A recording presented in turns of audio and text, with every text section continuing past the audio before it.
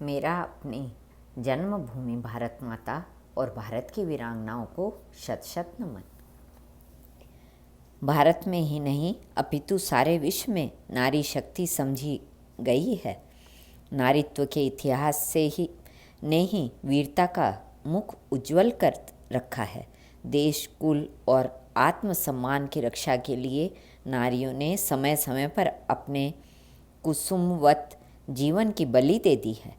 कुछ ही दिनों की बात है, पंजाब प्रांत के नूरपुर राज्य में राजा सूरजदेव की तूती बोल रही थी। उसकी रानी नील देवी अपनी सुंदरता और संगीत निपुणता के लिए प्रसिद्ध थी। पंजाब उस समय यवन सेनापति अब्दुल शरीफ खां के द्वारा रौंदा जा रहा था। विजय के अनंतर हिंदुओं को मुसलमान बना लेना, उनकी बहु बेटियों को धर्म भ्रष्ट कर देना आदि उनकी रण यात्रा का उद्देश्य था। वह बढ़ते बढ़ते नूरपुर तक आ गया। राजा सूरजदेव ने अपनी छोटी सी सेना लेकर बड़ी शूरता से उसका सामना किया। यवनाधिपति की हार पर हार होने लगी, पर अंत में उसने एक दिन धोखे से राजा को कैद कर पिंजरे में डाल दिया। राजपूतों में खलबली मच गई। राजकुमार सोमदेव ने प्रण कर लिया कि या तो वह अपनी वीर सेना के साथ वीर गति को प्राप्त करेगा या यमन सेना को धूलि में मिला देगा। पतिव्रता नील देवी ने उसे ऐसा करने से रोका और नीति से काम निकालना चाहा। उसने अपनी संगीत कला का उपयोग किया। एक नाचने वाली का वेश बनाकर और साजिंदों के रूप में सैनिकों को साथ लेकर वह यवन सेनापति के खेमे में पहुंच गई। उसने चोली के भीतर दुधारी कटार रख ली थी। मदिरा पान चल रहा था। यवन नशे में झूम रहे थे। कला की साक्षात सजीव मूर्ति ने यवन सेनापति अब्दुल शरीफ का चित्त काम वासनाओं से चंचल कर दिया। वह उन्मत्त हो उठा। रानी नाचने लगी। वह गाती जाती थी और साथ ही साथ खाने को प्याले पर प्याला शराब भी पिलाती जाती थी।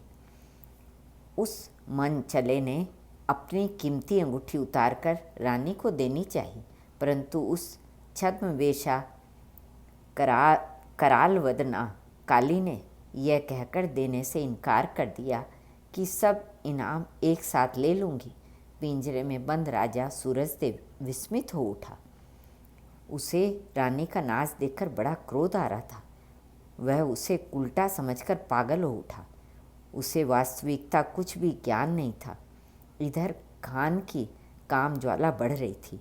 उसने रानी को खींचकर पास बैठा लिया और चुम्बन के लिए जो ही हाथ पैर डुलाए कि रानी ने कटार निकालकर उस नराधम की छाती में भोंक दी और फिर उसी रक्त रंजित कटार को उसके मुख में डालकर बोली, पापी नीच, ले पहले इसका चुम्बन कर। संजीदे के भेष में आए हुए उन क्षत्रियों ने तबले, सारंगी और सितार पटक कर तलवारें निकाल ली। कुमार सोमदेव की भी बाहर से हमला कर दिया। सोमदेव ने भी हमला कर दिया। राजा पिंजरे के लो छड़ तोड़कर बाहर निकल आया और दुश्मनों को यम के हवाले करने लगा। घमासान युद्ध छिड़ गया, पर थोड़ी ही देर में धोखे से एक यमन ने राजा का सिर काट लिया। रानी ने झटपट पति का सिर उठा लिया और शत्रुओं पर प्रहार करती हुई खेमे के बाहर चली आई।